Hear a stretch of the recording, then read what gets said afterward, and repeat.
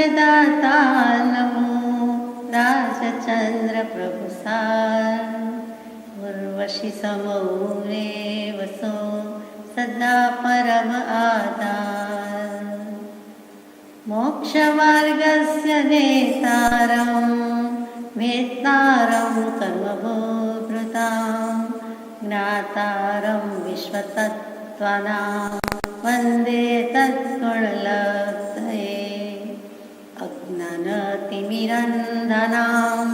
ज्ञानाञ्जनशलाकया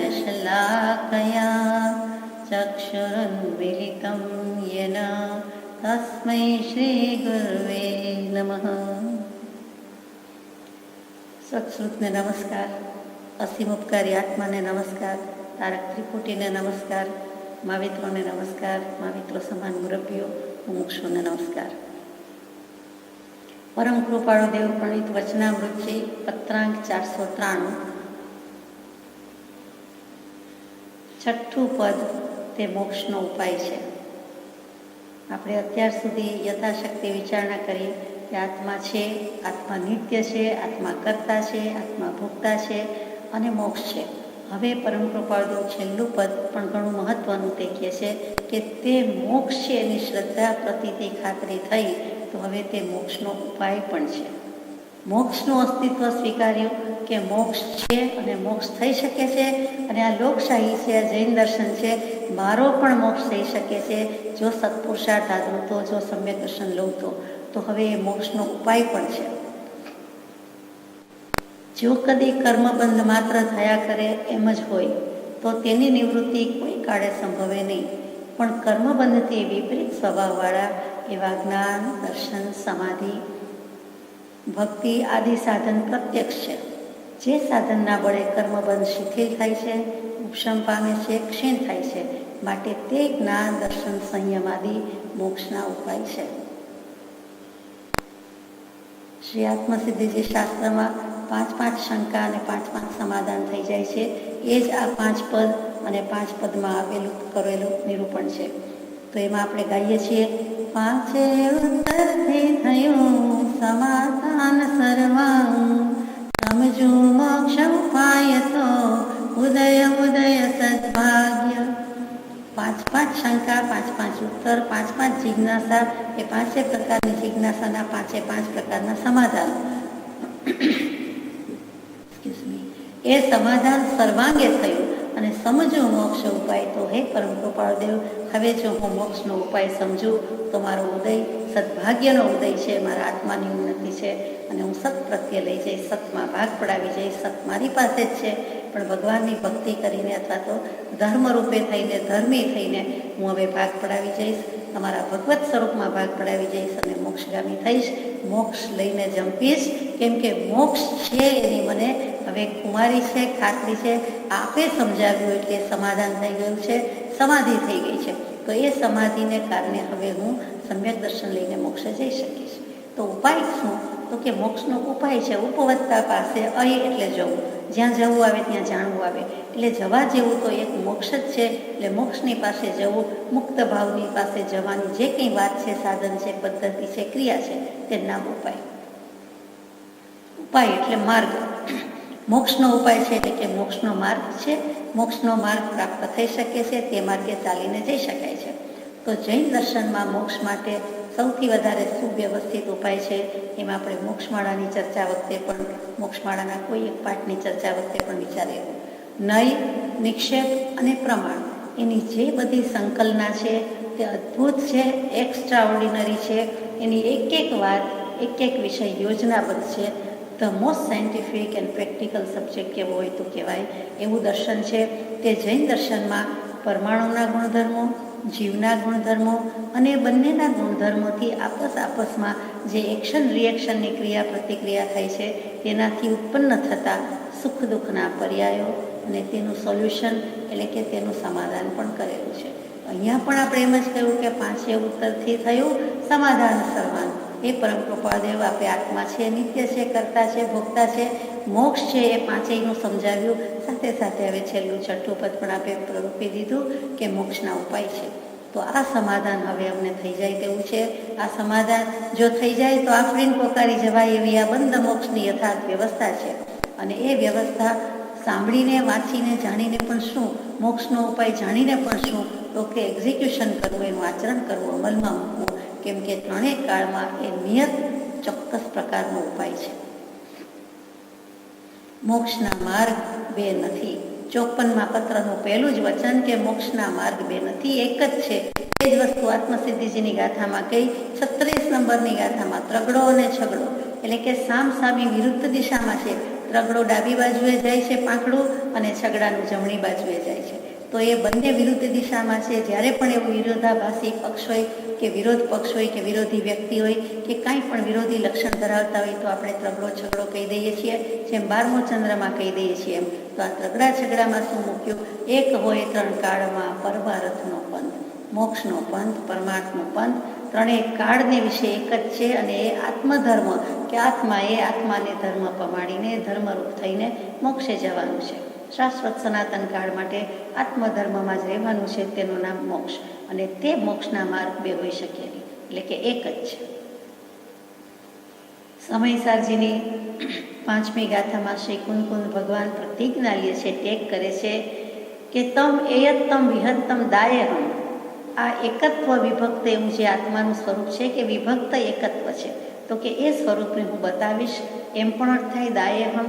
અને દર્શાવીશ એમ થાય, બતાવીશ થાય, અને હું આપી દઉં છું. અમે બતાવીએ છીએ પણ અમે હાથમાં જાણે કે આપી જ દઈએ છીએ એવા ભાવથી, એવી કુમારીથી અદાથી લખેલું છે કે યદિ દાયહમ પમાણમ ચુક્કી જ છલ્લમ ન ગેતમ. તું ચૂકી જઈને છલ કપટ ગ્રહણ કરતો નહીં, અમે તો તને આત્મા હાથમાં બતાવી દઈએ છીએ. આત્માથી સૌહીન તે તો પ્રભુએ આપ્યો વર્તુ ચરણાધીન.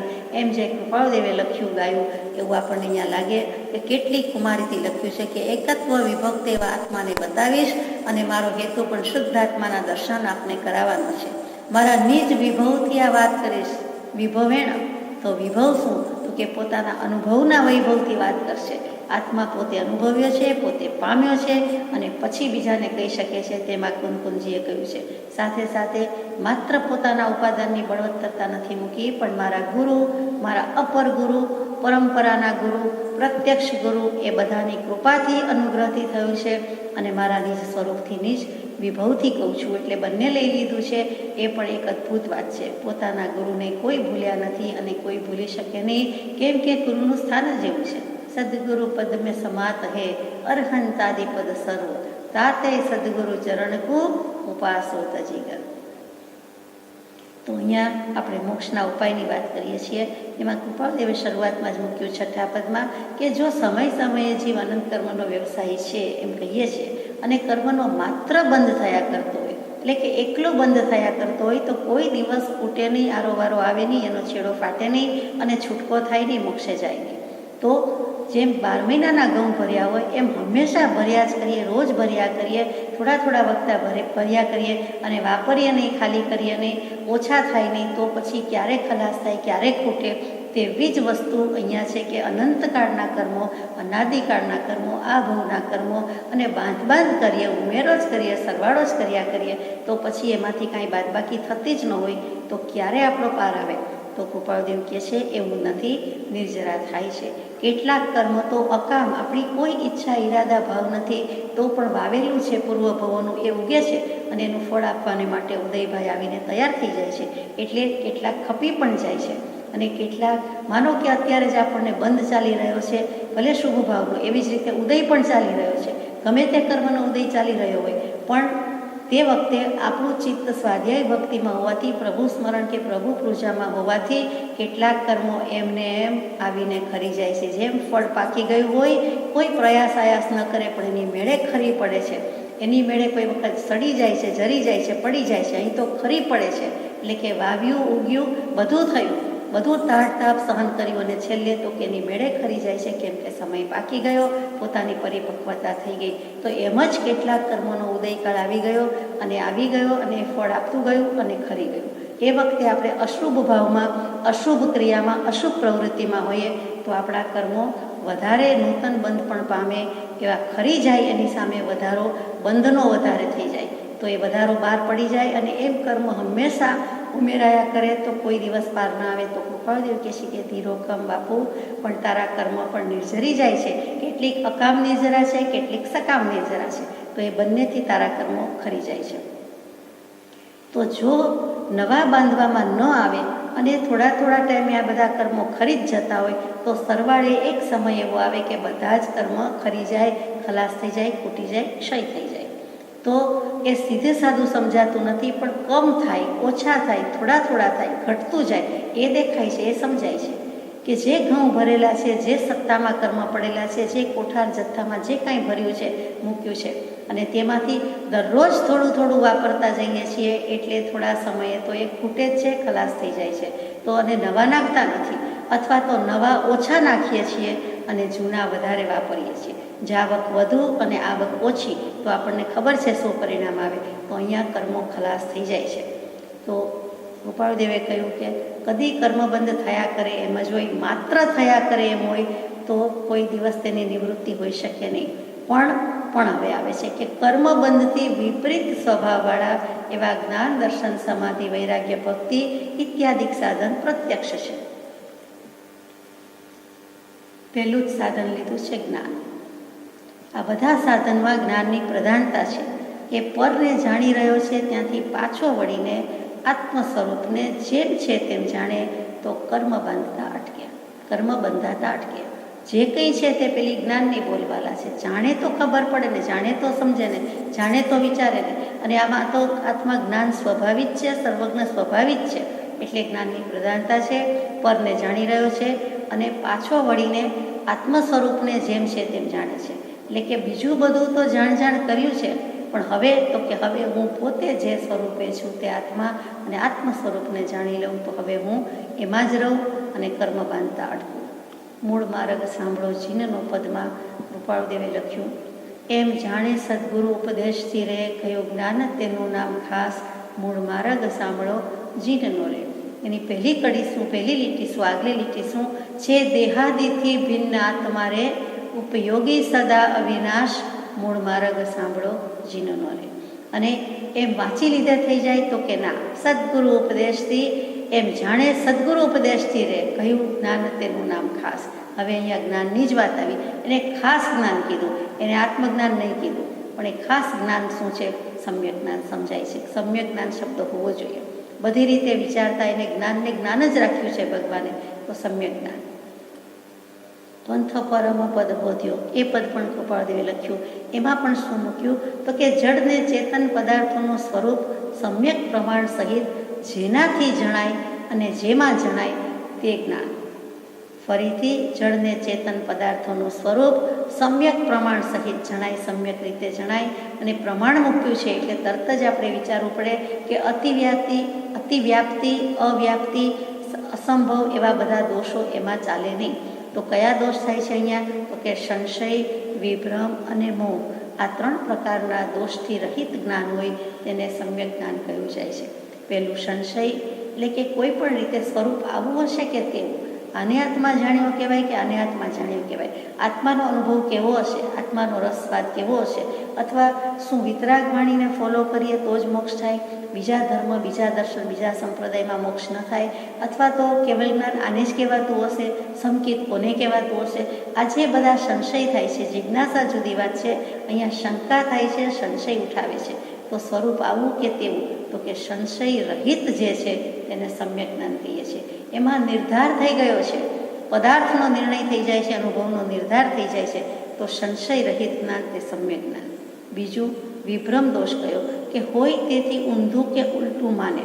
છીપમાં ખબર છે કે ચાંદી નથી, તોડી ફોડીને જોયું હોય તોય નથી, બધા કહે તોય જોયું હોય, અનુભવ્યું હોય, પ્રયોગ કર્યો હોય, તેમ છતાં છીપ જુએ અને એમ થાય કે આમાં ચાંદી જેવું લાગે છે તો ચાંદી છે, ભલે મેં જોયું કે નથી. એટલે જ્યાં સુધી મનાતું નથી ત્યાં સુધી એ વિભ્રમ છે. અને પછી જેવો વિભ્રમ જાય છે એટલે સમ્યક જ્ઞાન છે. ત્રીજું મોહ છે, કે હવે બેદરકારી છે. આ છીપ હશે કે ચાંદી હશે એમાં મારે શું, what is that to me, મને શું ફેર પડે છે? સોના ચાંદીના ભાવ ગમે તેટલા આસમાને આંબે કે ઉતરી જાય. એમાં પ્રમાદને લીધે એ નિર્ણય કરવાનું પણ ચૂકી જાય છે કે મને રસ નથી, મારે શું. જેમ છે તેમ જાણી લેવું એવું પણ નથી થતું. ત્યાં પ્રમાદ આવ્યો, બેદરકારી આવી અને નિર્ણય કરી શકતો નથી. અને નિર્ણય ન થવો તે પણ આ એક દોષ છે, જ્ઞાનને આડા આવતા દોષ છે કે સંશય, વિભ્રમ અને મોહ આ 3 મુખ્ય દોષ છે. ગમે તે ન્યાયશાસ્ત્ર, તર્કશાસ્ત્ર, પ્રમાણશાસ્ત્રમાં આ દોષ આવે જ આવે અને આવે, એનો ઉલ્લેખ હોય જ. આ સર્વમાન્ય દોષ છે અને એ 3 દોષથી રહિત જે જ્ઞાન છે તેનું નામ સમ્યક જ્ઞાન છે. તો કૃપાળદેવ કહે છે કે સમ્યક જ્ઞાન થાય કેવી રીતે? આ 3 દોષ ન હોય તેને સમ્યક જ્ઞાન કહ્યું. જ્ઞાન એ પહેલું સાધન કહ્યું. મોક્ષે જવા માટેનું સાધન કીધું તો કે ધ્યાન અને સ્વાધ્યાયથી થાય. પણ ધ્યાનનું સ્વરૂપ સમજવું પડે અને આત્મજ્ઞાન વિના તો ધ્યાન સંભવી શકતું નથી. અને સ્વાધ્યાયથી કહ્યું તો સ્વાધ્યાયમાં વાચના, પૃચ્છના, પરાવર્તના, અનુપ્રેક્ષા અને ધર્મકથા. સમ્યક પ્રકારે વાંચવું, વાંચ્યા પછી ન સમજાય તે જિજ્ઞાસા વૃત્તિથી પૂછવું, પૂછ્યા પછી પરાવર્તન એટલે કે રિવાઇઝ કરવું, એનું પુનરાવર્તન કરવું, અભ્યાસ કરવો. અને અનુપ્રેક્ષા એટલે એની પાછળ કે એ પ્રમાણે હું ચાલું છું કે નહીં એ પ્રમાણે ભાવન કરવું, વારંવાર ચિંતન કરવું. અને ધર્મકથા કે જ્યાંથી આત્મા ઉપર લાવીને ઊભા રાખી દે તેવી ધર્મકથા. સ્ત્રી કથા, પુરુષ કથા, ભદ્દકથા, દેશકથા, રાજકથા નહીં. આ 4 વિકથામાં નહીં.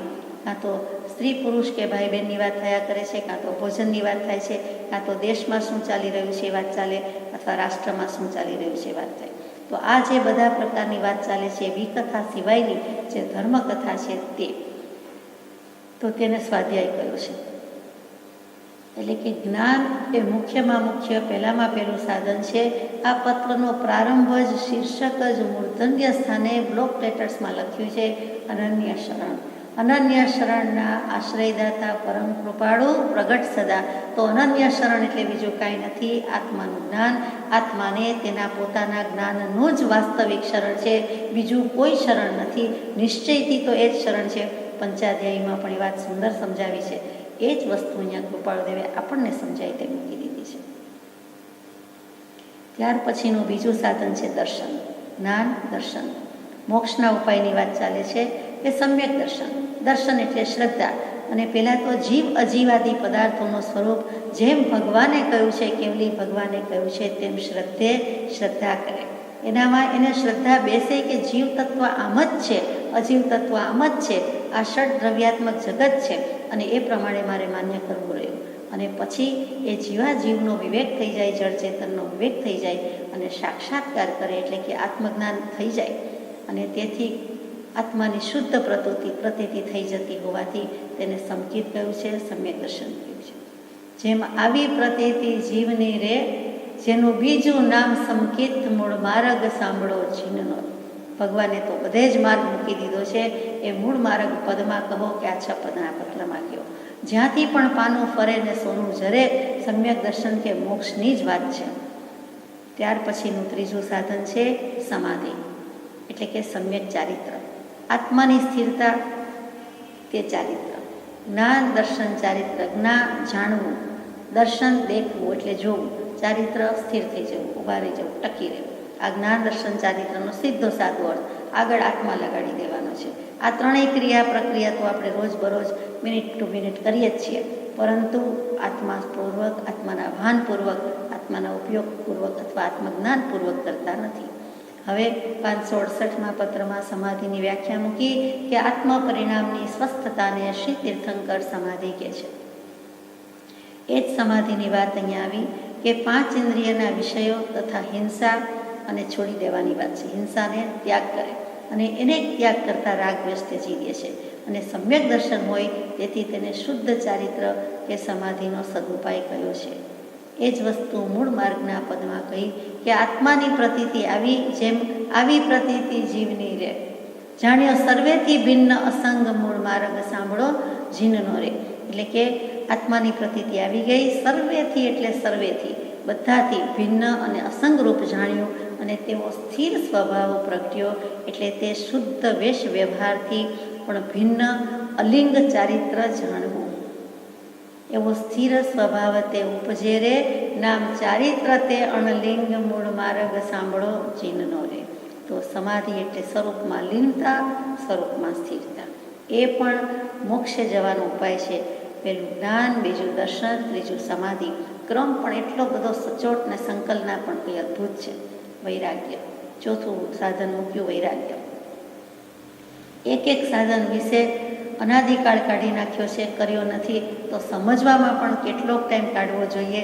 એની બદલે આપણે તો 1, 2, 5 મિનિટમાં અછડતો ઉલ્લેખ કરીને આગળ જતા રહીએ છીએ, કેમ કે પત્ર પૂરો કરવાનો ભાવ વર્તે. પછી વૈરાગ્ય એટલે અનાસક્તિ, ઉદાસીનતા, ગૃહ કુટુંબ આદિમાં આસક્તિ ન કરે તે. હવે ગૃહ કુટુંબ કહેતા બધું જ કહી દીધું. જે નજીકમાં સગા છે, વાલા છે અથવા તો સ્વજન છે, એ બધા પ્રત્યે અનાસક્તિ અને ઉદાસીનતા. ત્યાં ગૃહ કહેતા, ઘર કહેતા પ્રોપર્ટી પણ આવી ગઈ, અને કુટુંબ કહેતા જે બધા સ્નેહી સ્વજનો છે તે. તો તેના પ્રત્યે આસક્તિ ના રાખવી તે. સત્પુરુષ પ્રત્યે પ્રેમ પ્રગટતા, અત્યંત પ્રેમ પ્રગટતા, જગતના જીવો કે ઇતર પદાર્થોનું અણગમતું થઈ જવું, બધા પ્રત્યે અણગમો આવી જવું. મંદવાડમાં જેમ બીમારીમાં સારામાં સારી રસોઈ કરી હોય પણ રૂચતી ભાવતી નથી, તેમ સ્વરૂપ સમજાયા પછી તેનું કારણ એવું સત્પુરુષનું ઓળખાણ થયે અન્ય પદાર્થમાંથી રુચિ ઉઠી જાય છે અને આત્મહિતની જ નિરંતર વિચારણા કરે છે. તેમાં બીજા પદાર્થ વિઘ્ન રૂપે લાગવાથી પાછી ઉદાસીનતા આવી જાય છે. એટલે એક તો ઉદાસીનતા હતી જ, વૈરાગ્ય હતો જ અથવા તો આવ્યો, અને વૈરાગ્ય ઉત્પન્ન થવો એ પણ એક મોટો ગુણ જાણીએ છીએ એમ કૃપાયોગ્ય છે. ત્યાર પછી જે કંઈ વચ્ચે વિઘ્નો આવે છે એનાથી પણ ઉદાસીન થઈ જઈએ છીએ, અને વધારે ને વધારે ઉદાસીનતા આવતી જાય છે. અધ્યાત્મની જનની અકેલી ઉદાસીનતા. અને એ ઉદાસીનતાનું પરિણામ શું આવે, વૈરાગ્યનું પરિણામ શું આવે, તો કે જીવ એટલે કે આત્મા પોતાના આત્માની પ્રાપ્તિ માટે તલપાપડ થાય, એની તત્પરતા એકદમ જાણે કે નીકળી આવે, અને બીજે ક્યાંય એટલે ક્યાંય મનને ગોઠે નહીં, તે વૈરાગ્ય. બીજો કોઈ પદાર્થ, બીજી કોઈ વ્યક્તિ, બીજી કોઈ પરિસ્થિતિ કાંઈ જ ગોઠે ગમે નહીં, ચિત્ત ચોટે નહીં. એકમાત્ર ભગવાન, પોતાનો આત્મા, ભગવાનનો આત્મા, અને ઉદાસીનતા અને વૈરાગ્ય સિવાય સૂચતું નથી. બધું જ પરનું, અજાણ્યું અને ઉદાસીન લાગે છે. ત્યાર પછીનું સાધન છે ભક્તિ. આ વૈરાગ્ય સાધન તો કેવું કીધું તો કે મોક્ષમાં લઈ જવાનો ઉત્કૃષ્ટ ભૂમિયો છે, અને તે ગાઈડ છે. અને ત્યાર પછી તરત જ ભક્તિ કીધી. વૈરાગ્ય અને ભક્તિમાં આમ જોવા જઈએ તો ખાસ જાજો ફરક આ અપેક્ષાએ આ દૃષ્ટિબિંદુથી અત્રે નથી. જેવું વૈરાગ્યનું સાધન છે તેવું જ ભક્તિનું છે.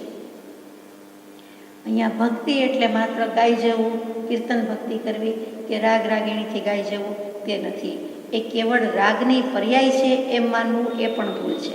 બંને વચ્ચે બેલેન્સ રાખવાનું છે કે રાગ ઉપર રાગ કરવા જેવું નથી, એટલે કે રાગ દ્વેષ થયા કરે છે કોઈ પણ બાબતમાં, તે રાગ ઉપર રાગ કરવા જેવું નથી. પણ ભક્તિના રાગના રાગથી તો સંગીત છે, એની સાથે આત્માનું સંગીત જોડાઈ જાય છે, એટલે તેમાં વાંધો નથી. પણ વ્યક્તિ સાધનને ભૂલીને, એટલે કે સાધ્ય ભૂલી જાય છે અને સાધનમાં જ ખડી રહે છે, અટકી જાય છે, તો તે કરવા જેવું નથી. એટલે કે ભક્તિ કરવાની છે, પણ ભક્તિને એક બાજુથી એના પ્રત્યે એટલો રાગ રાખવાનો નથી, તો કે રાગ રાખીને પણ વિતરાગ થઈ શકાય છે. એટલે કે પ્રશસ્ત રાગ છે શરૂઆતમાં, પછી એ છોડી દે છે, એને ઓટોમેટિક છૂટી જાય છે, સમજણ આવીએ છૂટી જાય છે.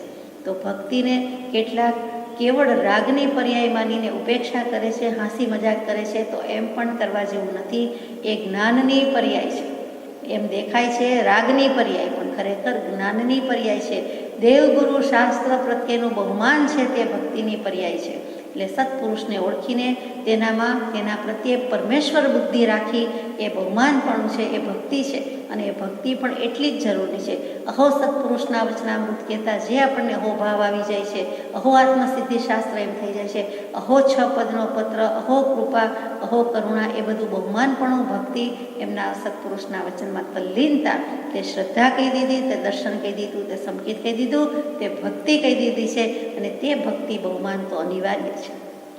સમ્યક દર્શન થવામાં સત્પુરુષનું અવલંબન, અને છેક કેવળ જ્ઞાન પ્રગટતા સુધી આત્માને સત્શ્રુતનું, સત્પુરુષનું, સત્પુરુષની આજ્ઞાનું આરાધન, એમનું આલંબન, એમના વચનોની વિચારણા, તો જ આત્મભાવના કરી શકાય છે, તો જ આત્મભાવના ટકી શકે છે. અને એમ આત્મભાવના કરતાં જીવને કેવળ જ્ઞાન થાય છે. આત્મભાવના ભાવતા જીવ લહે કેવળ જ્ઞાન રહે. અને એની પહેલાંનું સ્ટેજ સમ્યક દર્શન માટેનું તો કે માનાદિક શત્રુ મહા નિજ છંદે ન મરાય, જાતા સદગુરુ શરણમાં અલ્પ પ્રયાસે જાય. આ બધા અનંતાનુબંધી માન વગેરે કશાઈ જાય છે. ક્યારે? તો કે ભક્તિથી, સત્પુરુષ પ્રત્યેના બહુમાનપણાથી અને એની આજ્ઞાના આરાધનથી. અને અને માટે તે મોક્ષના ઉપાય છે, એમનેમ કયા જતા નથી. ત્યાર પછી આ નિશ્ચય ભક્તિ કે સ્વરૂપ ભક્તિ, જેને માટે નિયમસારમાં આખું પ્રકરણ લખ્યું છે, આખો અધિકાર મૂક્યો છે, અત્યારે આપણે સવિગત લેતા નથી. તો યોગ ભક્તિ, નિશ્ચય ભક્તિ, સ્વરૂપ ભક્તિ અથવા પરાભક્તિ અથવા તો અવ્યભિચારીણી ભક્તિ કે બીજો નહીં, બીજી નહીં, બીજું નહીં, એકમાત્ર પરમ કૃપાળુ દેવ, એકમાત્ર સત્પુરુષ, એના પ્રત્યેનો પરમ પ્રેમને ભક્તિ, એવી જે ભક્તિ, અને તે ભક્તિ આદિ સાધન કયા, આદિ કહેતા વગેરે એટસેટ્રા. કયા આદિ સાધન છે? તો કે દાન, શીલ, તપ વગેરે ક્યાં જાય? જે બધા દર્શનમાં છે, જીનાગમમાં પણ છે. ઘણીવાર 4 પ્રકારે ધર્મ કહે તો દાન, શીલ, તપ, ભાવ એમ બોલીએ છીએ. તો એ ક્યાં જાય? તો કે વિનય, દાન, શીલ, તપ વગેરે વગેરે સાધનમાં આવી ગયા. ભક્તિ કયું, જ્ઞાન કયું, દર્શન કયું, સમાધિ કીધી, વૈરાગ્ય કીધું, ભક્તિ કીધી, પછી વગેરેમાં આ બધા સાધન છે. અને તે સાધનો કર્મક્ષય કરવામાં ઉપયોગી છે, પરિણામે મોક્ષે જઈ શકાય છે. આવી રીતે આ બધા સાધનની વાત પછી કૃપાળદેવ આગળ પ્રકાશે છે, ફરમાવે છે કે શ્રી જ્ઞાની પુરુષોએ સમ્યક દર્શનના મુખ્ય નિવાસભૂત કયા એવા આ 6 પદ અત્રે સંક્ષેપમાં જણાવ્યા છે. સમીપ મુક્તિગામી જીવને સહજ વિચારમાં તે સપ્રમાણ થવા યોગ્ય છે, પરમ નિશ્ચય રૂપ જણાવવા યોગ્ય છે, તેનો સર્વ વિભાગે વિસ્તાર થઈ તેના આત્મામાં વિવેક થવા યોગ્ય છે. આ 6 પદ અત્યંત સંદેહ રહિત છે, તેમ પરમ પુરુષે નિરૂપણ કર્યું છે. એ 6 પદનો વિવેક જીવને સ્વસ્વરૂપ સમજવાને અર્થે કયો છે. હવે આપણે ટૂંકમાં વિચારીએ કે પત્રની શરૂઆતમાં જ કૃપાળદેવે 6 પદને સમ્યક દર્શનના સર્વોત્કૃષ્ટ સ્થાનક કયા. અત્રે આ પેરેગ્રાફમાં મુખ્ય નિવાસભૂત કયા છે, કે પેલા સર્વોત્કૃષ્ટ સ્થાન છે, અને પછી કહ્યું કે અહીંયા મુખ્ય નિવાસભૂત છે. મુખ્યપણે સમ્યક દર્શન ક્યાં રહે છે? આ 6 પદમાં રહે છે, 6 પદની શ્રદ્ધામાં રહે છે. જો કે બંને વચ્ચે કોઈ ફેર નથી, બંને સરખી જ ઉપમા છે. પૂર્વના આરાધક સમીપ મુક્તિગામી જીવ જે કર્મથી અલ્પકાળમાં છૂટી જનારા છે, એવા હળુકર્મી જીવોને સ્વાભાવિકપણે જ સાચા મનાય છે. એ 6 પદને સ્વાભાવિક રીતે જ સાચા માની લે છે, કેમ કે હળુકર્મી છે, ભારે કર્મી નથી. એને આત્માની મોક્ષની વાત ગમે છે, એને કર્મના સિદ્ધાંતમાંથી જાણવાનું મળે છે, અને એ ભગવાનની વાણી છે, સાચી છે એમ સ્વીકારી શકે છે.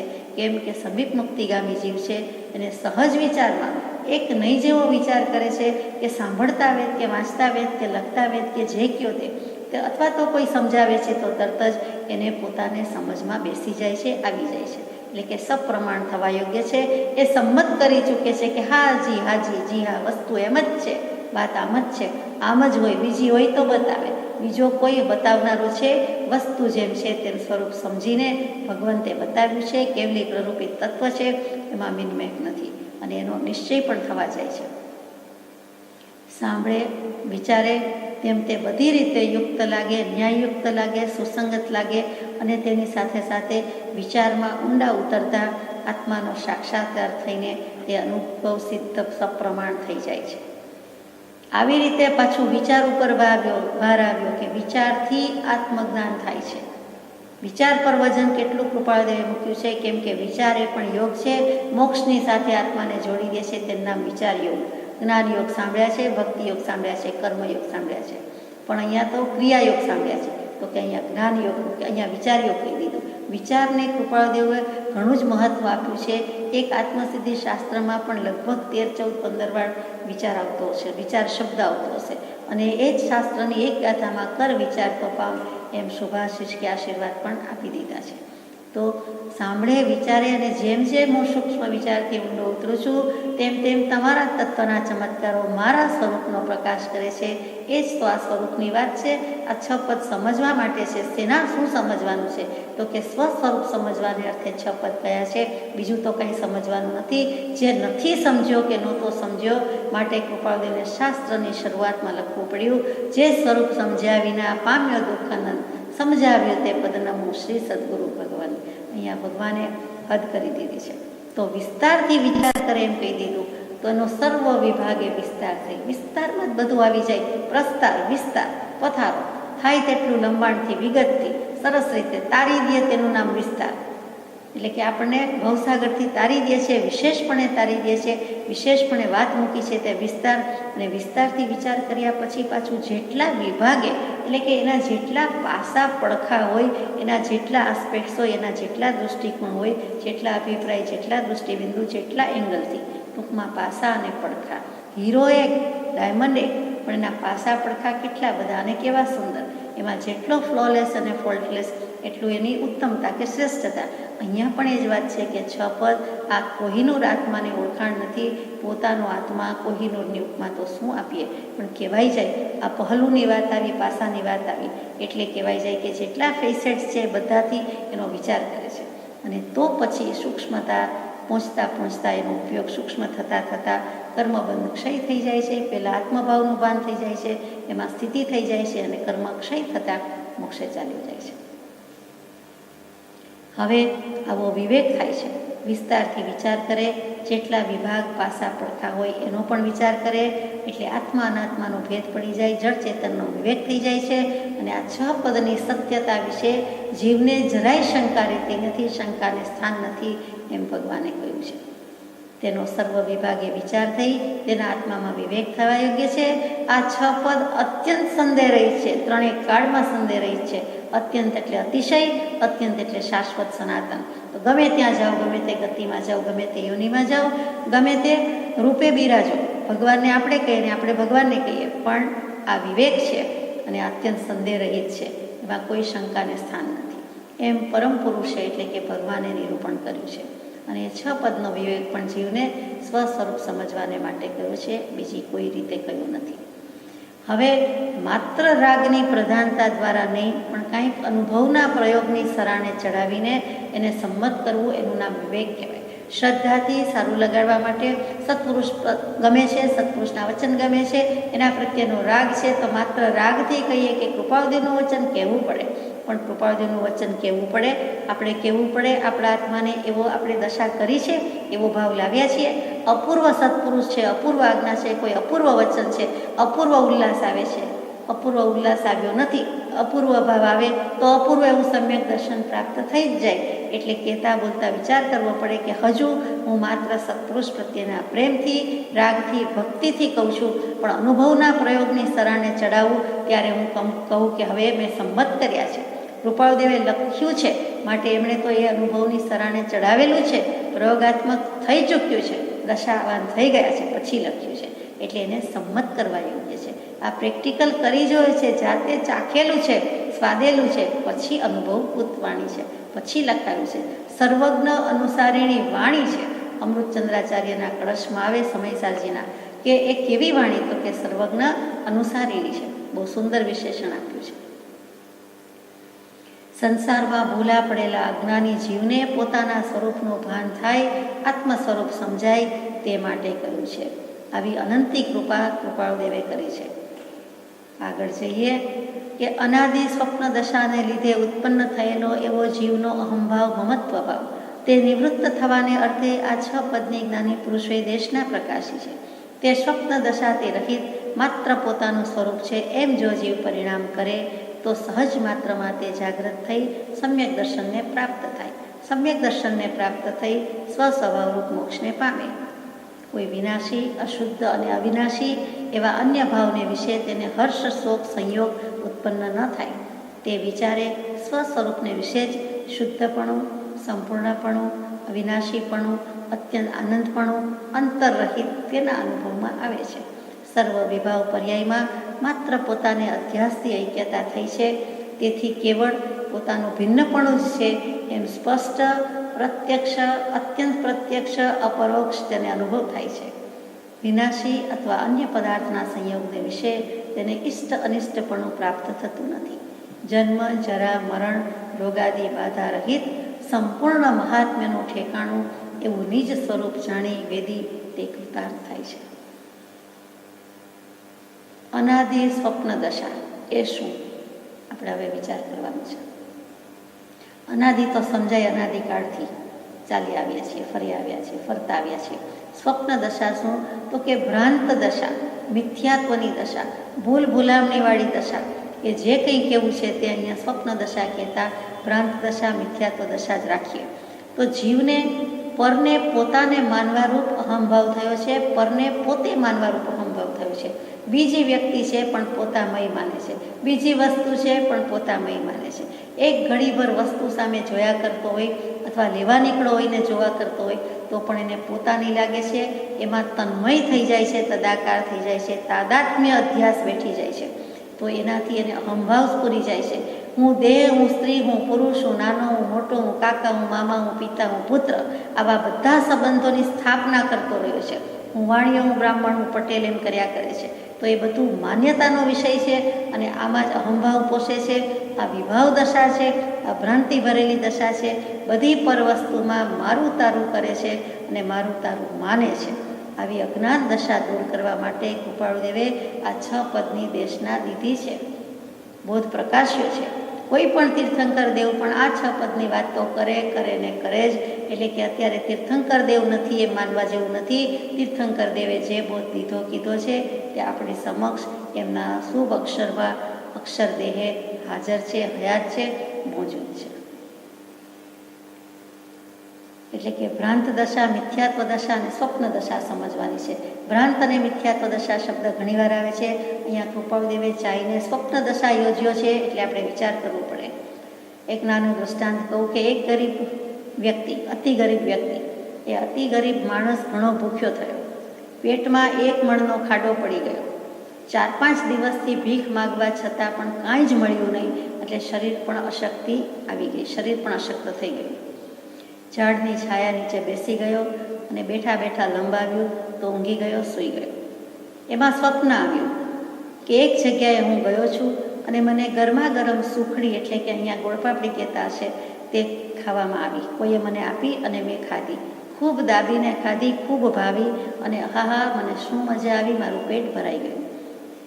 એમ સ્વપ્ન પૂરું પણ થઈ જાય છે અને જ્યાં જાગૃત થાય છે ત્યાં થાય છે કે આ મારો મણનો ખાડો તો 1.25 મણનો થઈ ગયો છે. હું શું જોતો હતો, હું શું ખાતો હતો, હું શું વિચારતો હતો, તો શું એ હતું? મેં ખરેખર ખાધી એવું મને લાગે છે, પણ ભૂખ લાગેલી છે, વધુ ભૂખ લાગી ગઈ છે. તો મને એમ લાગે છે કે એ વાત ખોટી હતી. તો વિચારે છે કે એ તો સ્વપ્ન હતું. તો સ્વપ્નની સુખડીથી કાંઈ ભૂખ ભાંગે? પોતે ને પોતે વિચાર કરે છે, ભાંગે જ નહીં, કોઈની ભાંગે નહીં, એની નહીં પણ કોઈની નહીં. તો સ્વપ્નમાં જે કંઈ જુએ છે એ કંઈ સાચું પડે છે અથવા એ પ્રમાણે બને છે અથવા તો એ સાચું છે કે ખોટું? એમ જેમ જનક વિધેયને પણ પ્રશ્ન થયો હતો, આ ભિખારીને પણ પ્રશ્ન થયો. એ દૃષ્ટાંતથી કૃપાળુદેવ પણ આપણને એમ જ કહે છે કે તું વિચાર કે આ જીવ સંસારના પ્રસંગમાં કે ઉદયમાં 5 ઇન્દ્રિયના વિષયમાં ગમે તેટલા ભોગવે, રાજી થાય, સુખી છે માને, પણ એને ક્યાંયથી સુખની પ્રાપ્તિ થતી નથી. એને ક્યાંયથી સુખ મળતું નથી. જેમ ભિખારીના પેટની ગરીબ માણસની ભૂખ ભાંગી નથી, કેમ કે એ સ્વપ્ન હતું. એટલે ગમે તેટલું સાચું લાગે ત્યારે એકદમ રિયાલિસ્ટિક લાગતું હોય, હકીકત લાગતી હોય, એનો ક્યાં પહોંચી ગયો હોય, પણ પછી વિચારે છે, જાગૃત થતાં વિચારે છે, તેમ વિભાવ અનાદિનો જ્ઞાન થતાં દૂર થાય. કોટી વર્ષનું સ્વપ્ન પણ જાગૃત થતાં સમાય, તેમ વિભાવ અનાદિનું જ્ઞાન થતાં દૂર થાય. હવે વિચારે છે કે પોતાનું મૂળ સ્વરૂપ કે ધ્રુવ સ્વરૂપ તો એવું ને એવું છે. આ 6 પદનો નિર્ણય જે કરે છે કે સમાધાન થાય છે તે વિચારી શકે છે. એ ગરીબ ભિખારી વિચારી શકતો નથી કે મૂળ સ્વરૂપ અને ધ્રુવ સ્વરૂપ તો આત્માનું એવું ને એવું છે, 3 કાળ એવું ને એવું રહે છે. તો સ્વપ્ન દશાથી રહિત મારું પોતાનું કાંઈક છે, મારું પોતાનું કોઈક જુદું સ્વરૂપ છે અને એ જુદું જ છે અને જુદું જ રહે છે, 3 કાળમાં જુદું રહે છે. બે વચ્ચે કંઈક મોટો ભેદ છે, બંને જુદા છે. આ જુદાઈ છે એ એને લાગી જાય છે, સ્પર્શી જાય છે અને તરત જ પરિણમી જાય છે પોતાના આત્મામાં, આત્મભાનમાં આવી જાય છે, આત્મભાવનું ભાન આવી જાય છે, સ્વભાવનું ભાન આવી જાય છે, સમ્યક દર્શનને પ્રાપ્ત થાય છે. વચ્ચે એક સમય પણ જાતો નથી. અનંતકાળથી જે જ્ઞાન ભવહેતુરૂપ થતું હતું તેને સમય માત્રમાં જાત્યંતર કરી ભવ નિવૃત્તિરૂપ કર્યું. તે કલ્યાણમૂર્તિ સમ્યક દર્શનને નમસ્કાર કહીએ છીએ. તે જ સમ્યક દર્શનની વાત છે કે ઘડી પહેલાં નહીં, એક ક્ષણ પહેલાં, એક સમય પહેલાં એને અજ્ઞાનરૂપ હતો, મિથ્યાત્વ હતું, પણ તરત જ બાજી પલટાઈ ગઈ કે સ્વપ્ન દશા છે, આ જીવું છું તે ભ્રાંતિમાં છે, મિથ્યાત્વમાં છે. હું સ્વપ્નમાં છું પણ હવે જ્ઞાની પુરુષનો બોધ મળ્યો, હવે જાગ્યે જ છૂટકો અને રાત્રિ વ્યતિક્રમી ગઈ, પ્રભાત થયું. ભાવ નિદ્રા ટાળવાનો પ્રયત્ન કરજો. એ કૃપાળુદેવનું વચન યાદ રાખવા જેવું છે કે હવે શું થયું તે થયું, ભૂલ હતી, ભ્રાંતિ હતી, હવે નથી જોઈતી, હવે નથી રાખવાના, કોઈ કાળે રાખવાના નથી. એમ કર્મનો ક્ષય કરતા કરતા મોક્ષને પામ્યા. પોતાની આસપાસના વિનાશી પદાર્થો, વિનાશી ભાવો, અશુદ્ધ ભાવો, મલિન ભાવો, એના વિશે અહંભાવ થતો નથી, હરખ શોખ થતો નથી. એ મારું નથી, એ જુદું જ છે. જો સાથે જ હોય તો કદી જુદું ન પડે. સાથે તો મારો સ્વભાવ અને સ્વરૂપ જ છે. આ બધા તો સંયોગ સંબંધ છે, અને સંયોગ છે તેનો વિયોગ છે. એમાં હરખ શું ને શોખ શું? એમ કરીને સ્વ સ્વરૂપને વિશે જ શુદ્ધપણું ભાવે છે. હું અને મારો આત્મા એ બે વસ્તુ નથી. હું પોતે જ આત્મા, અને એ જ્ઞાન સ્વભાવી, સર્વજ્ઞ સ્વભાવી હું આત્મા. હું અને ભગવાન એમ જુદું નહીં, મારો આત્મા જ ભગવાન આત્મા. હું અને બીજી વસ્તુ, હું અને બીજી વ્યક્તિ એમ બે નહીં, પણ હું પોતે જ આત્મા જ. મારો દેહ એમ નહીં, પણ હું અને દેહ એમ થઈ જાય છે કે હું તે જ શરીર. આ શરીરને વાગ્યું, આ શરીરમાં ગોબો પડ્યો, આ શરીરમાં સોજો આવ્યો, વગેરે વગેરે, એ આ શરીર, પણ તે મારું શરીર એમ નહીં. એ શરીર જુદું, અને એને કહેનારો, જોનારો, જાણનારો, સંકલ્પ વિકલ્પ કરનારો આત્મા જુદો. આટલો જ ભેદ પાડવાનો છે જ્ઞાની પુરુષોએ, એટલે કહેવામાં કાંઈ બાકી રાખ્યું નથી. તો એ વખતે હું અને મારો આત્મા એમ બે વસ્તુ નથી, પણ જ્ઞાનમય વગેરે સ્વભાવ જે પોતાના છે તે પોતે જ. એટલે કે એકલો આત્મા શબ્દ ગમે નહીં, તો મારા જ્ઞાનાદિ સ્વભાવ, જ્ઞાનાદિ ગુણવાળો એવો હું કહેતા ત્યાં આત્મા, હું કહેતા આત્મા અને દેહ સાથે નહીં. ભલે સાથે લઈને બેઠા છીએ, પણ હું કહેતા ત્યાં આત્મા, અને એક જ વસ્તુની વાત આવે છે. તે જ્ઞાન આદિ સ્વભાવ મારા, એ પોતે હું, પોતે એ સ્વરૂપ છું. એનો અભેદ અનુભવ નિર્વિકલ્પ દશામાં થાય છે, અને ત્યારે સ્વરૂપ વિશે શુદ્ધપણું અનુભવમાં આવે છે. આ શુદ્ધપણું એટલે શું? તો કે ચોખ્ખું. ચોખ્ખું એટલે શું? તો કે મેળ વિનાનું, ભેળસેળ વિનાનું, ભેગઠિયું નહીં. પ્યોર એટલે પ્યોર. તો સ્વરૂપમાં પણ કાંઈ મળ્યું નથી, કાંઈ ભળ્યું નથી, કાંઈ આવ્યું નથી, કાંઈ ગયું નથી, કાંઈ જતું રહેતું નથી. સ્વરૂપ તે સ્વરૂપ. સ્વસ્ય રૂપમ ઇતિ સ્વરૂપમ, સ્વસ્ય ભાવ ઇતિ ભાવ સ્વભાવ. એવા સ્વરૂપનો, એટલે કે પોતાને પોતાના આત્મ સ્વરૂપનો અનુભવ થાય છે. આ શુદ્ધપણું છે. બહુ વિચારવા જેવી વાત છે કે એમાં કાંઈ હળતું ભળતું નથી, એમાં કાંઈ મળતું નથી, એમાં કોઈ મેળાપ નથી, સંયોગ નથી. એ જુદું જ છે અને જુદું જ રહે છે. એ એકલું જ છે, સ્વતંત્ર છે, એમ જ રહે છે. સંપૂર્ણપણું શું? તો કે મારું સ્વરૂપ સર્વગુણથી પરિપૂર્ણ છે. અનંત ચતુષ્ટયથી ભરપૂર એવું મારું આત્મ સ્વરૂપ છે. અનંત જ્ઞાન, અનંત દર્શન, અનંત સુખ, અનંત વીર્ય, આ ચારે ચાર મારી પાસે છે. મને હવે કોઈની અપેક્ષા નથી. હું આત્મા છું. મારી પાસે જેમ આપણે કહીએ કે 5 ઇન્દ્રિય અને 6ઠું મન છે, તો મારા જેવો કોઈ શ્રીમંત નથી. એક હું આત્મા થયો, અને બીજું આપણે જડ નથી થયા, એ સદભાગ્ય. આપણે અભવ્ય નથી, તો આપણે સદભાગ્ય. અને પછી તો કે આ બધી વસ્તુ જે મળી, 5 ઇન્દ્રિય, 6ઠું મન, તો આપણે સાવધાન છીએ, સ્વતંત્ર છીએ, બધું પોતાની વેળે કરી શકીએ છીએ. તો એ સ્વતંત્રતા છે. એ સ્વતંત્રતા જેટલી પ્રિય છે, પસંદ છે, એનો અનુભવ છે, એ જ આત્માની સ્વતંત્રતાની વાત કરી છે કે મારા સ્વરૂપમાં મને કોઈની અપેક્ષા નથી. હું નિરાલંબ છું, એટલે કે મને કોઈનો અવલંબન ટેકો નથી. શું કામ? તો કે મારી પાસે મારો સ્વભાવ છે. સ્વભાવને કોઈનો આધાર નથી, સ્વભાવનો બધાને આધાર છે. એટલે હું નિરાલંબ અને નિરપેક્ષ છું, અને મારું સ્વરૂપ મને અનુભવ ગોચર થઈ શકે તેમ છે. એટલે કે સંપૂર્ણપણું, પેલું શુદ્ધપણું, બીજું સંપૂર્ણપણું, ત્રીજું અવિનાશીપણું. કે બધો ભય જતો રહ્યો છે. વિનાશી બપુ છે, દેહ છે, શરીર છે. હું તો આત્મા અજર અમર અવિનાશી. મને કોઈ ભય નથી. મારા સ્વરૂપમાં કોઈ ઓછું વધતું કરી શકે એમ નથી, ઘટાડી શક્યું નથી, વધ્યું વધારી શકતું નથી. તો નાશ થવાનો પ્રશ્ન તો આવતો જ નથી. હું અવિનાશી છું. મારું શાશ્વતપણું છે, અને મને એનો અનુભવ છે, એટલે કે હું અનુભવી રહ્યો છું.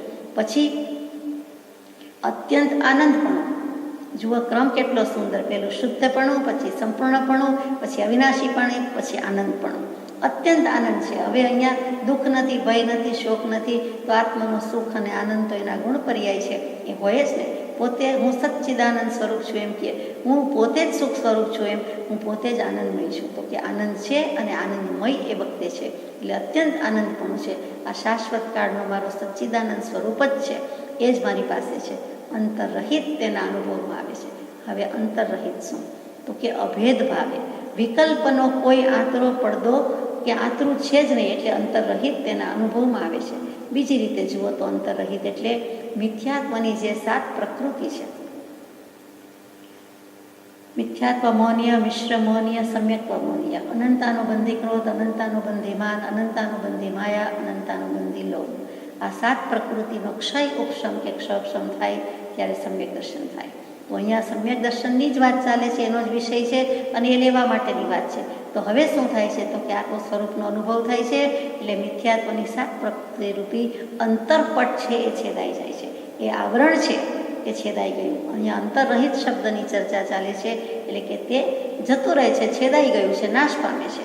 એટલે કેવી દશા થાય છે તો પરમ પૂજ્ય બ્રહ્મચારીજીએ પ્રજ્ઞાબોધમાં આત્મભાવના પુષ્પમાં બહુ જ સુંદર મૂક્યું છે.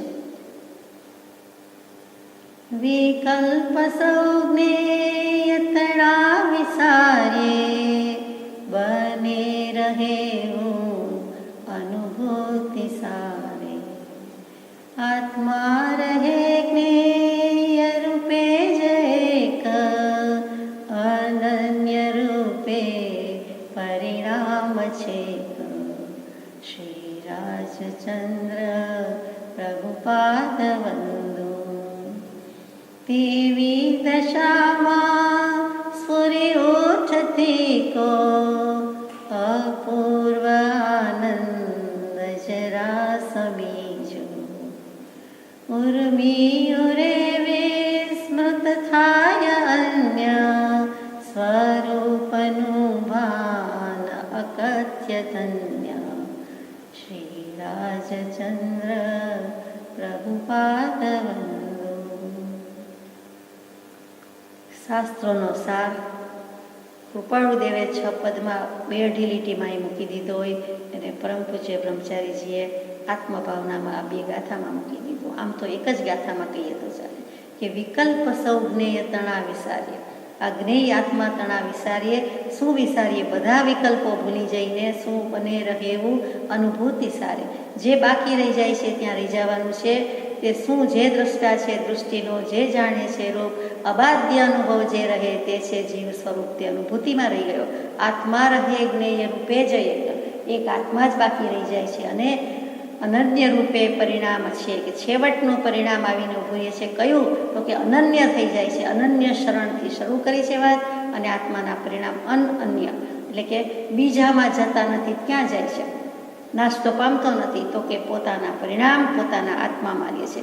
અન્ય અનન્ય, જેનાથી સર્વોપરી સર્વશ્રેષ્ઠ બીજું કાંઈ નથી એવું આત્મા પરિણામ, જેનાથી સુપ્રીમ અને સબ્લાઇમ, જે બીજું કાંઈ છે જ નહીં ચડિયાતું એવું અનન્ય. અને તે જ વાસ્તવિક જ્ઞાન, તે જ વાસ્તવિક શરણ આત્મા થઈને રહી જાય છે. તે અનન્ય રૂપે પરિણામ છે. તેવી દશામાં સ્ફુરી ઉઠતી કો અપૂર્વ આનંદ જરા સમીજો. આનંદની સરવાણી ફૂટે છે. અંતર ભેદાઈ ગયું, અંતરભેદ થઈ ગયો. એટલે ત્યાં આનંદની, આત્માના આનંદની જે એમાં પડેલો જ હતો, આત્માનું સુખ રહેલું જ હતું, એ સ્વભાવ સુખ ચાખે છે, અને આનંદની સરવાણી ફૂટી ઉઠે છે. અને ઉર્મી ઉરે વિસ્મૃત થાય અન્ય. બીજી બધી ઉર્મી છે હર્ષ શોક, જન્મ મરણ, સુખ દુઃખ. આ 6 પ્રકારની ઉર્મી કહેવાય છે. બધા દર્શનને માન્ય છે. એ 6 પ્રકારની કોઈ વેદના, વેદન, સંવેદન, અનુભવન ઉર્મી વિસ્મૃત થાય છે, ભૂલી જાય છે. જાત જગતનું વિસ્મરણ થઈ જાય છે. સ્વરૂપનું ભાન અકથ્ય ધન્ય. એકમાત્ર પોતે જે સ્વરૂપે છે તે આત્મ સ્વરૂપનું ભાન રહી જાય છે. બહુ જ સુંદર વાત મૂકી દીધી છે. આગળ જઈએ. સર્વ વિભાવ પર્યાયમાં માત્ર પોતાને અધ્યાસથી ઐક્યતા થઈ છે. તેથી કેવળ પોતાનું ભિન્ન સ્વરૂપ જ છે એમ સ્પષ્ટ, પ્રત્યક્ષ, અત્યંત પ્રત્યક્ષ, પરોક્ષ તેને અનુભવ થાય છે. આ આત્માના અનુભવની વાર્તા છે. એનો પત્ર છે. બહુ જ સુંદર પત્ર છે. અને આ પ્રભુશ્રીજીને મળેલો પત્ર છે. અને પ્રભુશ્રીજીએ નિત્યક્રમમાં ગોઠવ્યો છે, મૂક્યો છે. એમણે પણ એવી અનંતી કૃપા કરી છે. અને ઘણાને મુખપાઠ હશે એવો આ અમૃત પત્ર છે. હવે સર્વ વિભાવ પર્યાયમાં માત્ર પોતાને અધ્યાસથી ઐક્યતા થઈ છે. તો વિભાવ પર્યાય શું? તો કે બહુ જ ટૂંકમાં કહીએ, અહીંયા જેટલું લાગુ પડે છે તેટલું, કે હું મનુષ્ય અથવા તો હું સ્ત્રી પુરુષ વગેરે થાય છે, કે નાનો મોટો થાય છે, તો એ જે ભાવ થાય છે તે વિભાવ વ્યંજન પર્યાય છે. તે વખતે બીજું બધું ભૂલીને હું તો માણસ, આ તો બધા કીડી બકોડા જીવજંતુ બિચારા, અને હું મોટો મનુષ્ય, એટલે ત્યાં મનુષ્યપણાનું અભિમાન અંશે છે, અને એ વિભાવ વ્યંજન પર્યાય છે. એવી જ રીતે સ્ત્રી પુરુષ તરીકે કે નાના મોટા તરીકે થાય છે તે પણ વિભાવ વ્યંજન પર્યાય છે. અને વિભાવ અર્થ પર્યાય શું છે? તો કે રાગાદિક ભાવો થાય છે, રાગ, દ્વેષ, મોહ વગેરે વિકાર થાય છે, એ બધા વિભાવ અર્થ પર્યાય છે. તો આ વિભાવ વ્યંજન અને વિભાવ અર્થ બંને વિભાવ પર્યાય જ થઈ. અને એવી સર્વ પ્રકારની સર્વ રીતે વિભાવ પર્યાય થાય છે. તેમાં માત્ર પોતાને અધ્યાસથી ઐક્યતા થઈ છે. અધ્યાસ શું? જ્ઞાની પુરુષો વારંવાર કહેતા હોય છે અનાદિકાળનો અભ્યાસ છે, પણ અહીંયા કૃપાળદેવ હદ કરે છે અનાદિકાળનો અધ્યાસ છે. અધ્યારી કહીએ છીએ. અધ્યાસ શું છે? તો કે અધિવત્તા આસ. આસ એટલે બેસવું, જેના પરથી આસન વગેરે શબ્દ આવ્યા.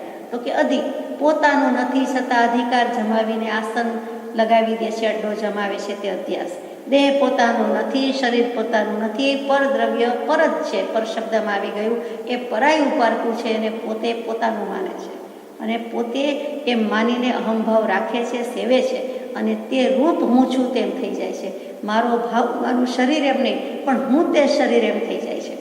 મારા કાકા મામા નહીં, પણ હું પોતે જ તે સ્વરૂપે જાણે છું તેમ થઈ જાય છે. તો અનાદિકાળથી દેહમાં વસવાથી એણે દેહને જ આત્મા માન્યો છે. એટલે કે મારો દેહ એમ કહેવા કરતાં પોતે જ શરીર જ છે, દેહથી જ બધા સંબંધ છે, માન્યું છે. મારો દેહ માન્યો અને રાગાદી વિભાવને પણ આત્મા માની લીધો છે. મારા પરિણામ, મારા ભાવ. મારા ભાવ શું? મારો ભાવ તો એક આત્મ સ્વભાવ જ. મારું સ્વરૂપ શું? એક નિજ સ્વરૂપ જ. બીજું બધુંય તારું નહીં, બીજું કાંઈ તારું નહીં. એની બદલે પોતે પોતાનું રૂપ, પોતાનું સ્વરૂપ, પોતાનો ભાવ. વિભાવ પરભાવ કહેવાની બદલે મારો ભાવ એમ છે કે મારો ભાવ શું? મારો ભાવ તો એક આત્મ સ્વભાવ જ છે. પણ ત્યાં વિભાવ પરભાવની જ વાત છે, પણ શરૂઆત એમ કરે કે મારો ભાવ, એટલે આ વિભાવ. તો એની અધ્યાસ એટલે પોતાનું નથી ને માની બેઠો છે, ટેવ પડી ગઈ છે. અભ્યાસ કરતાં અધ્યાસ વધારે દૃઢ, વધારે મજબૂત છે. અભ્યાસમાં શું થાય છે કે કદાચ પણ ભૂલી જવાય છે. ભૂલ આવે અથવા તો જીવ પોતાની યાદદાસ્તી કે કોઈ પણ કારણે કોઈ પણ શક્તિમાં ઓછપ આવે, કંઈક ભૂલી જાય છે. અભ્યાસ ટેવ પાડી છે, પણ કોઈ વાર ભૂલી પણ જાય. અધ્યાસ તો ઊંઘમાંય ન ભૂલે. હું કોણ? હું ફલાણો, ઢીકડો, XYZ, ABC, એ ભૂલે નહીં. ફૈબાશ્રીએ આપેલું નામ જિંદગીભર જીવ ભૂલતો નથી. એને દેહ અને એનું નામ ઓળખાઈ ગયું છે, અને તે પ્રમાણે જ એનો રોલ શરૂ કરે છે, પૂરો કરે છે. તો અભ્યાસ કરતાં અધ્યાસ વધારે ખરાબ અને વધારે દૃઢ છે, એમ આપણે માનવાનું રહ્યું. અને એ સર્વ વિભાવ પર્યાયમાં માત્ર પોતાને અધ્યાસથી ઐક્યતા થઈ છે, એકી ભાવ થઈ ગયો છે કે એ બંને હું એક જ, હું જુદું એમ નહીં, કેવળ પોતાનું ભિન્ન સ્વરૂપ છે એમ થતું નથી. જો થાય આટલું જ. ઊંધા હાથને સેજ વારમાં સીધો કરી નાખીએ એટલે હથેળી કહેવાય જાય તેવું જ વાત છે કે સીધું શું કરવાનું છે? તો કે આનાથી હું જુદો છું, કેવળ પોતાનું ભિન્ન સ્વરૂપ જ છે. આત્માનો સાક્ષાત્કાર થાય છે ત્યારે થાય છે શું?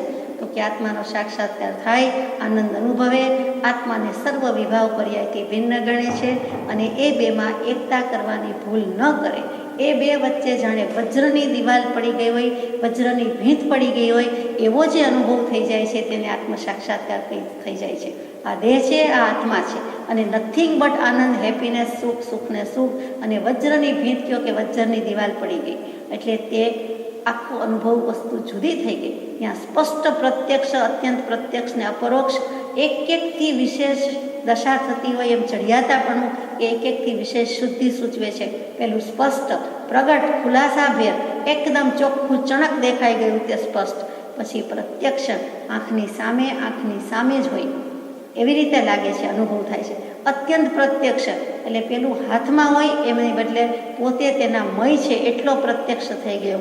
આંખની સામે કયો કે આત્માની સામે કયો, શેની વાત ચાલે છે? આત્મા અનુભવ નહીં. પછી અપરોક્ષ અનુભવ થાય છે, એટલે પરોક્ષ નહીં તે.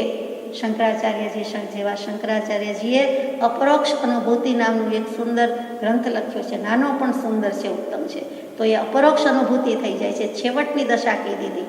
અપરોક્ષ અનુભૂતિમાં અથવા અપરોક્ષ આત્માનુભવમાં થાય છે શું?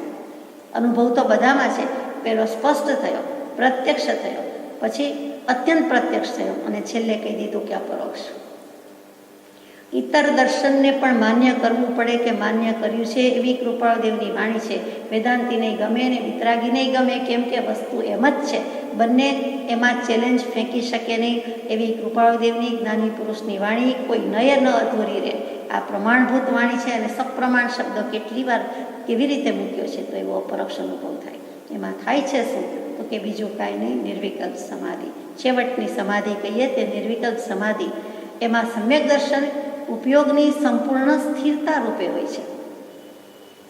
ઉપયોગ આત્મામાં ન હોય ત્યારે લબ્ધિ સમ્યક્ત્વ કહેવાય છે. અને ત્યારે પણ વિનાશી અને આત્માથી પર એવા પદાર્થોમાં ઇષ્ટ અનિષ્ટતાથી એકાકાર પણ થતું નથી. એટલે કે નિર્વિકલ્પ સમાધિ છે અને એ વખતે ઉપયોગ સંપૂર્ણ સ્થિરતા રૂપ છે. અને ત્યાર પછી હર હંમેશ એક સેકન્ડ એ ઉપયોગ ન હોય, કેવલ જ્ઞાન થતાં સુધીની વાત છે. ત્યાં સુધી લબ્ધિરૂપ સમ્યક દર્શન હોય ત્યારે પણ તેને વિનાશી એવા ભાવો પ્રત્યે કંઈ ઇષ્ટ અનિષ્ટ સંયોગ પ્રત્યે એકાકાર પણ થતું નથી. કેમ કે પોતે એક વખત જુદો પડી ગયો, તે પડી ગયો, છાશમાંથી માખણ જુદું તે જુદું. સ્વરૂપની સાથે ઐક્ય ભાવ એકતા થઈ ગઈ છે. નિજ પરમાત્મા સાથે જોડાણ થઈ ગયું છે, ભાવ આવી ગયો છે. હું ભગવાન પરમાત્મા, હું સિદ્ધાત્મા, એમ જેને થઈ ગયું છે. કેમ કે સ્વરૂપનો અનુભવ છે, આત્માનો અનુભવ છે. એવા પુરુષની, એવા જ્ઞાનીની વાત છે. અને એ દશા આપણે પણ પ્રગટાવવાની છે. અન્ય મતમાં પણ પરમાત્મા સાથે ભક્તિમાં એકાકાર થઈ જાય, પરાભક્તિ આવી જાય તો એને જગતની જાતની તમા હોતી નથી, પરવા હોતી નથી, દરકાર હોતી નથી. એને આપણે પરમ ભક્ત કે પરાભક્તિવાળા કહીએ છીએ. એવા અનેક ભક્તો થઈ ગયા છે. એ જ પરાભક્તિની વાત અહીંયા મૂકી છે. અને હકીકતમાં આ વસ્તુ કહેવાય છે ત્યારે આપણે જાણીએ છીએ કે વાસ્તવમાં, હકીકતમાં, રિયાલિટીમાં એવું દ્રવ્ય કાંઈ હોય નહીં કે પરમાત્મા જુદો, આત્મા જુદો અને આત્મા પરમાત્મામાં જોડાઈ જાય. એમ કહેવાય કેવી રીતે? તો કે ભાવથી થાય છે. ખરેખર મૂર્તિમંત સ્વરૂપે કંઈ એક ઉપર બીજો આવી જાય છે એવું છે નહીં. એટલે કે સ્વરૂપની સાથે ઐક્યતા થઈ ગઈ એટલે પોતે જે સ્વરૂપે છે એમાં જોડાઈ ગયો, એમાં આવી ગયો. કંઈ પોતે આત્મા જુદો હતો અને પરમાત્મા બીજેથી આવ્યા એમ નથી. પહેલાં બહિરાત્મા હતો, પછી અંતરાત્મા થયો, હવે પરમાત્મા દશાની ઝાંખી થઈ, પરમાત્માપણાનો અનુભવ થયો અને પરમાત્મા, હું જ પરમાત્મા એવો જે ભાવ આવી ગયો તે. બોલતી વખતે આપણને ખબર છે કે આ રાગ છે, આ રાગનો અંશ પણ છે અને હું પોતે જ્ઞાન સ્વરૂપી આત્મા છું એમ મટીને ફીટીને બોલાતું નથી. બોલવાના રાગરૂપ થઈ જતો નથી. હું જેવો છું તેવો જ છું. કેવો છું? શુદ્ધ આત્મા છું. પછી જે આત્માના વિશેષણ છે તે બધા જ. એટલે મારું સ્વરૂપ તો તેવું જ છે. ભલે અત્યારે બોલવાની ક્રિયા થાય છે, કોઈ ગાવાની ક્રિયા કરતું હોય, કોઈ બીજી ક્રિયા કરતું હોય, તો તે ક્રિયા પ્રત્યે કે તે ડીલ કરતી વખતે એટલો રાગ છે, અંશ છે એમ કહ્યું જાય છે. પણ એ રાગ રૂપ થઈ ગયો નથી. હું જેવો છું તેવો છું અને રાગાદી ભાવ જેવા છે તેવા છે. એ વિભાવ પરિણતિ, વિભાવ પરિણતિ, સ્વભાવ પરિણતિ, સ્વભાવ પરિણતિ. હું તો જુદો જ છું. નાટક સમયસારજીમાં પંડિત પ્રવર છે બનારસી દાસજી આખું નાટક લખે છે. શું કામ? તો કે આ નવ તત્વોને, પદાર્થને, જીવ અજીવના વિવેક કરવા માટે. એમાં દૃષ્ટાંત આવે કે કોઈ અભિનેતા, એક્ટર ગમે તેવો વેશ લે. માનો કે સ્ટેજ પર કોઈએ ભિખારીનો વેશ લીધો અને એની ગરીબાઈથી, દીનતાથી ભલભલા રડી ઉઠે છે. એવી જ રીતે એ જ વ્યક્તિ પેટ પકડીને હસાવી પણ શકે છે. તો જેવો રોલ તે પ્રમાણે એનું ફંક્શન છે, પરફોર્મન્સ છે અને લોકોનું પણ રિએક્શન એવું છે. હવે એ જ્યારે બહાર નીકળે છે એટલે કે એ જેણે વેશ લીધો છે ગરીબ ભિખારીનો અથવા તો હાસ્ય નટનો, એ બહાર નીકળે છે ત્યારે એના માટે કાર ઊભેલી છે. એ ગરીબાઈનો રોલ હતો, પોતાની જ કાર છે, પોતે પાર્ક કરેલી કાર છે, સારામાં સારી છે, લાખો કરોડો રૂપિયાની મર્સિડીઝ કે એથી જે આગળ કહેવાતું હોય તે સારામાં સારું મોડેલ છે. પણ એને તે વખતે રોલ શું હતો તો કે ગરીબ ભિખારી. અને પોતે એ રોલ ભજવી રહ્યો છે ત્યારે પણ એને ખબર છે કે આ તો હું એક્શન કરું છું, આ રોલ ભજવું છું, આ એક્ટિંગ છે. ખરેખર હું ગરીબ નથી, હું મારા જેવા શ્રીમંત બહુ ઓછા છે, પણ અત્યારે મારો રોલ આવો છે. તો એવી જ રીતે અહીંયા કહે છે કે જ્ઞાની પુરુષને શું થાય છે? તો કે જ્ઞાની પુરુષને અંદર તો હું ભગવાન આત્મા છું એની પકડ થઈ ગઈ છે. એ પકડ છૂટતી નથી એટલે એની ફક્કડ દશા હોય છે. એમાંથી થોડોક અંશ, કોઈક અંશ છટકીને બહાર આવે છે. એટલે કે ઉદય ભાવના રોલ એને ભજવવા પડે છે. જેમ આપણા કૃપાળુદેવને પણ એમ થયું કે વ્યાપાર માટે જે કંઈ કરવું પડે છે તે કરે છે, પોતાના માટે કરતા નથી. પૂર્વના ભાવોથી જે કરજ લઈને આવ્યા છે તે પાછું આપી દેવા માટે કરે છે. જુઓ બોધ વચન 125 વચનનો આખો પાઠ 5મો ક્રમ છે અને એમાં 12-14 વર્ષની ઉંમરે લખ્યા છે, 11-12-14 વર્ષની વચ્ચે. અને એમાં છેલ્લા 125માંથી 5 વચન છે દેવું વિશેના છે. એમાં 124મું વચન એટલે કે લાસ્ટ બટ વન એમાં લખ્યું કે દ્રવ્ય દેવું આપવાની ફિકર કરતાં ભાવ દેવું આપવા વધારે ત્વરા રાખો. અમારે દેવું આપી દેવાનું છે. એટલે કે જ્ઞાનીનો દેખાવ બહારથી વ્યવસાયી, વ્યાપારી, ઝવેરી કે બીજો ગમે તે હોય, પણ એની અટપટો વ્યવહાર છે, એની અટપટી દશા હોવાથી ઓળખાણ દુર્લભ થઈ પડી છે. અને એટલે ફટાફટ કલ્યાણ કરી શકતા નથી અને સટાસટી બોલાવીને મોક્ષ માર્ગે જઈ શકતા નથી, કેમ કે જ્ઞાનીનું સત્પુરુષનું ઓળખાણ દુર્લભ થઈ ગયું છે. ગાવ માતાના દૃષ્ટાંત, મહેતાજીનું દૃષ્ટાંત, સમયસારજીના નિર્જરા અધિકારમાં મુકાયેલા દૃષ્ટાંતથી આપણે જાણીએ છીએ કે પોતાનું નથી, બાળકનું પાલન પોષણ કરે છે, પણ પોતાનું કાંઈ નથી. એ જુદું જુદું ને જુદું જ છે. એવી જ રીતે મહેતાજીને કોઈ નફો નુકસાન નથી. જે છે તે પેઢીને છે, માલિકને છે, પોતાને નથી. એટલે કે સ્વામિત્વ આવતું નથી. તો કૃપાળુદેવ કે જ્ઞાની પુરુષો પણ રાગ અને રાગના વિષયના સ્વામી થતા નથી. એ શુદ્ધ ચૈતન્ય સ્વામી જરૂર છે. અને છેલ્લી લીટી છે, સંપૂર્ણ મહાત્મ્યનું ઠેકાણું એવું નિજ સ્વરૂપ જાણી વેદી તે કૃતાર્થ થાય છે. That is the magnetic property of the સોલ. કે એને ક્યાં જવું છે, કે આત્માના આનંદ સુખ પાસે જવું છે. એની મજામાં જુદી છે, એટલે ત્યાં જ ખેંચાયા કરે છે. કે ઈચ્છે છે જે જોગીજન અનંત સુખ સ્વરૂપ. અને એવું જ અંતમાં કૃપાળુદેવે 954માં પત્રમાં કહ્યું, સુખધામ અનંત સુસંત ચહી દિન રાત રહે